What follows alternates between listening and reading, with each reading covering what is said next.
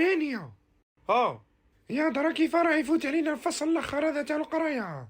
كيف راح يفوت كيما الفصول الاخرين وخلاص؟ فروض 80 معدلات والسلام عليكم. يا على بالي بلي فروض واختبارات ومعادلات. يا وقولي لي اختبارات يديروهم الناس ساهلين ولا وننجحوا ولا ما ننجحوش؟ ماني خايف ذم. هذيك ما على باليش. قال لك من جد وجد ومن زرع حصد ومن سار على الدرب وصل. انت راك الدرب وما مشيتش عليه، كيف راك حاب توصل؟ شنو الدرب هذا؟ ياك الدرب ما تعرفوش وحاب تنجح. الدرب هو الطريق. يا خويا واش راح نقول لك، ربي يستر وخلاص. ان شاء الله يجيونا الاختبارات ساهلين برك. نورمالمون يديروهم ساهلين. انا 5 شهور حنا نجبدوها بالعمي.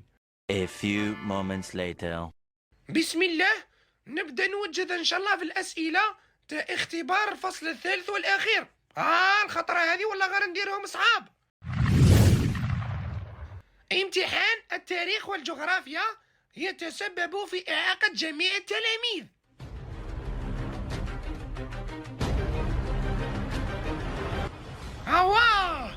إعاقة قليل، لازم حاجة كثر.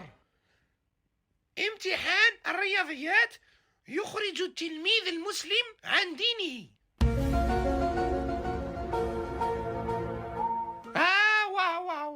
هذه حاجة قليل، هذه لازم حاجة كثر. امتحان الرياضيات الذي يخرج التلاميذ عن عقولهم. A few moments later. هانية، التمرين الأول الله يسترك.